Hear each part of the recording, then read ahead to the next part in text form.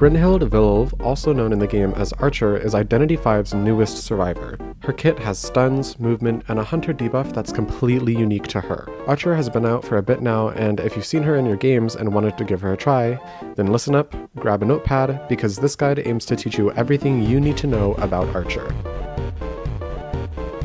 First, let's quickly talk base information. Archer has all the average base stats of a typical survivor with no major changes to her stats, but she has two special passives that edit her base stats, which we'll go over soon. Before that, we need to identify Archer's role in a team. While she's categorized in the game as a container, she can fulfill the role of both assist and rescuer very well. Playing her as an assist or rescuer is significantly trickier than her typical contained playstyle due to the nature of her method of getting stuns. Keel bow is Archer's main trait. With 3 charges and a cooldown of 12 seconds, Brynhildr wields a bow crafted from the keel of a sunken ship. Hold to draw the bow and fire a powerful arrow in the specific direction. Drawing the bow reduces movement speed by 10%. When the arrow hits the hunter, their actions are briefly interrupted and they are inflicted with laceration. An arrow can hit the hunter's core within a certain range. A regular hit deals 50 laceration damage, while a hit to the hunter's core deals 100 laceration damage. If the bow is drawn for less than 1.2 seconds, laceration damage is reduced to 40%. When drawing the bow, the shot will gradually lock onto any visible hunter, and once locked on, the shot is guaranteed to hit the core. This is honestly pretty simple in concept, but execution can get a bit difficult. Main things to know is your arrow is hit scan, not a projectile, meaning it has 0 travel time and will instantly connect to wherever your shot hits as soon as you release the arrow. This makes her aiming style different from a survivor like Batter or even a hunter like Soulweaver. These two characters need a certain amount of prediction sometimes, especially when the target is further away. That doesn't mean Archer can't do something similar though. The most efficient way to aim while playing Archer is this.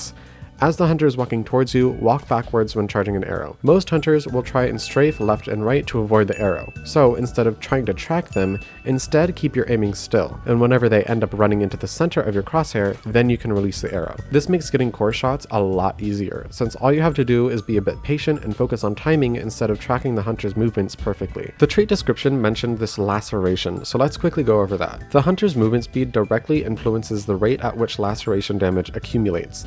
The faster the hunter moves, the quicker the damage increases. Remaining still causes the laceration damage to gradually decrease, while using abilities or performing interactions does not affect it. When laceration damage reaches 100%, the hunter is stunned for 2.5 seconds. This is pretty simple overall. Hit the hunter anywhere but their core and they get debuffed with laceration. While this doesn't directly impact their base stats like a typical debuff would, it's still a unique status effect that negatively impacts the hunter with a stun, which is why I personally categorize it as a debuff. Laceration accumulates when the hunter is moving and decreases when the hunter stands still. It's important to note that laceration doesn't decrease when a hunter is in an action.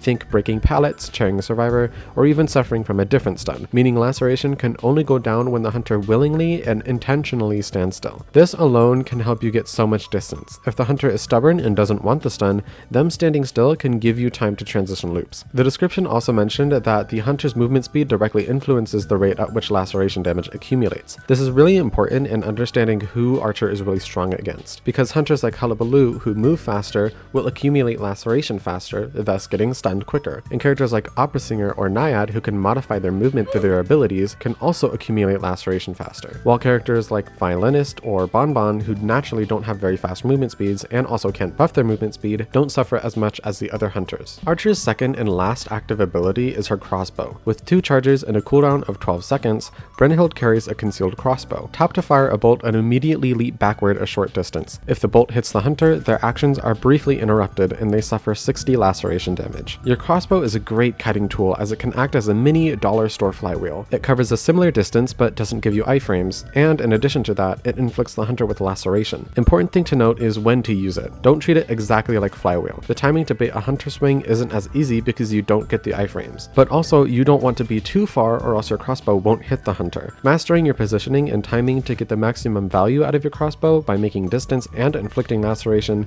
is something I can't really teach, but rather a skill you'll have to practice. Archer's last trait and only passive trait is called Spirit of Bragi. The Archer embraces unpredictability and absurdity, resisting rigid ways of life and even seeking controlled chaos. Her detection range toward the hunter is reduced by 30%, and when the hunter is outside this range, her movement speed decreases by 15% for 5 seconds. This effect can only activate once every 20 seconds. This passive is interesting since it encourages you to be within heartbeat range, in turn encouraging kiting and assisting playstyles. It's important to note that the decrease in Archer's detection range does not affect tinnitus. While you can generally judge the range of tinnitus based on the heartbeat range, tinnitus's range does not actually change based on Archer's detection range. Archer is one of those survivors who's generally pretty easy to understand and make a guide for. Her kit revolves around one core mechanic, meaning if you can master using that one mechanic, you can be useful to your team. What's nice about her though is she has a fair amount of depth and skill expression, not too much to make her insanely difficult to master, but enough to make her feel fun and interesting once you do get to a point of being really strong with her. Take her crossbow for example. In this clip, I make it seem like I'm running for the window, which baits the hunter to swing, but instead of using my crossbow to jump towards the window, I instead use it as a really cool juke. Now this is a flashy way to use this, but I'm in no way trying to be like, oh look at this, I'm NAEU's best archer. Trust, I still have been making plenty of mistakes and don't always hit my arrows. All that to say, as you're learning archer, you might hit a crazy clip in one match and flop the next, and that's okay. Learning isn't going to be a straight ascending line until you become a master. You will have ups and downs naturally, so instead of viewing mistakes or flops as negative things, after a bad match, review the things you did bad and figure out how to do it better. Anyways, enough of the sappy anime training arc core advice, let's talk builds and playstyles. Archer's basic playstyle is her containing playstyle. Told to us by the game directly, it seems to be her primary and intended playstyle. But remember, that does not mean it's her only one. For all your playstyles, but especially containing, learning to manage your resources properly is crucial. Remember, Archer has 3 keelbow charges and 2 crossbow charges, bringing her total arrow count to 5. 5 total potential 2.5 second stuns may seem like a lot, but trust me, if you aren't careful, all 5 of those arrows can so easily be gone in a single chase. Practicing good basic kites are really good for most survivors, but especially with Archer, since majority of the time you're going to need to be really stingy with when you use your arrows. As for a good build to run with a containing playstyle, this is my go-to. Taking knee jerk over flywheel is generally a higher value option on Archer since you have your crossbow shots, which can already fill flywheel's role. And borrowed time is a good comfort pick. If you want full kite, replacing borrowed with flywheel is an option, but not the best if you don't have a teammate to save or assist you, or if you aren't as confident in your own kiting. Some notable smaller traits are drawbridge. This is honestly a really underrated trait on Archer in pretty much every scenario. It's not as mandatory on her contained playstyle, but is good for knowing if you need to avoid an area because there's a half-health teammate you didn't quite notice, or a teammate wanting to set up a sneaky balloon rescue. Airwalk in general is a really underrated perk in my opinion, since walking is sometimes all you need to make the hunter confused or even fully lose you. Making it so that your trail disappears quicker just makes those sneaky escapes so much easier to pull off. Distraction is a really nice info perk and can be useful in endgame. If you're in a team, you can easily communicate where the hunter is if they aren't already in chase, and when alone, you're able to identify which exit gate the hunter is most likely going to go to first. Your next playstyle is an assist playstyle. The important thing to note with this playstyle is it's generally the trickiest of the 3 to pull off correctly. You have to be a bit sneaky all of the time and stay pretty close by while you're at it. Resource management is important here as well. If you use up a bunch of your arrows to prevent a teammate from being chaired super early into the match, you won't be able to do literally anything to save your team in the later stages of that match. There are times when you can use an arrow to prevent a teammate from being chaired, but it won't be worth it. For example, if you're trying to save someone who hasn't even been chaired yet, it's not as worth compared to trying to save someone who would die if they get chaired. All that to say, sometimes not using an arrow is better, since it will be more valuable to save someone at a later time. So what can you do if you are nearby someone but don't want to use up all your resources? Well, sometimes literally just running nearby a teammate while they kite and holding up your bow is all you really need. In general, when you see this scene as a hunter, you immediately think, okay, this archer is charging up, I need to be careful to not get hit by an arrow. But if you, as the archer, just hold the arrow and never shoot it, the hunter has that lingering pressure of knowing they might get stunned, which will usually lead them to make safer plays and chase less aggressively. In addition to all this, having your arrow charging this entire time will more than likely let you lock onto the hunter's core, meaning now you only have to worry about the timing if you do need to stun them, such as if they use an ability or try to hit your teammate. Last quick thing to remember when playing Assist Archer is the timing you need for balloon saves. The 100% best time to rescue a teammate is during the hunter's pickup animation. If you hit the core during the pickup animation, the hunter gets stunned and your teammate can run free. On the contrary, if you hit the core after the pickup animation, your teammate has a recovery time that is actually longer than the hunter's stun duration. So if you want nice clean rescues, try and get the timing right and and stun the hunter during the pickup animation. And if you need to stun the hunter after, just make sure you're able to follow it up with a body block or have another teammate to chain CC. As for a build to run with an assist playstyle, this is pretty standard. It's nearly identical to the last build, but instead of taking max airwalk,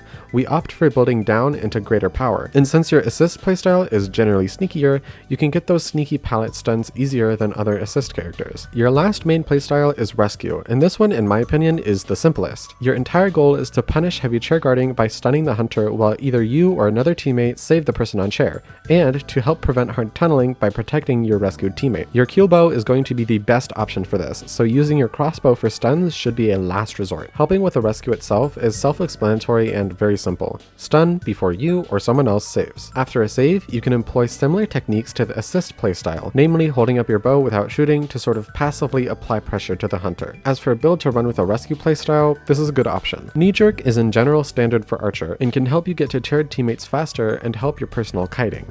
And Tide Turner is a given on pretty much any rescuer. Important smaller traits to note here are Sneak. This lets you catch hunters by surprise more and easily set up stuns at chairs. Symbiotic Effect is an absolute must when playing an Archer rescue. Since her passive speed debuff can slow her down when running to chaired teammates, this trait helps negate that debuff and even gives you the extra speed boost. Lastly, Great Power is kind of a filler trait here. It's generally good for the added stun strength, but if you prefer a trait more tied directly to rescues, you can opt for Shelter, which increases your healing speed after saving a teammate from a chair. To close this guide off, I want to give my own opinions on Archer, her power level, and overall where she would go on a tier list. In my personal opinion, Archer is strong, but not nearly as strong as people expected her to be. During her testing, she was of course stronger, the range of which you could hit a hunter's core was much further away than it is now, and lowering the distance did fix the problem of being able to stun the hunter from a spot they couldn't reach easily or quickly. But personally, I wouldn't have nerfed her that way, and yes, I'm very aware that most people would disagree with me here.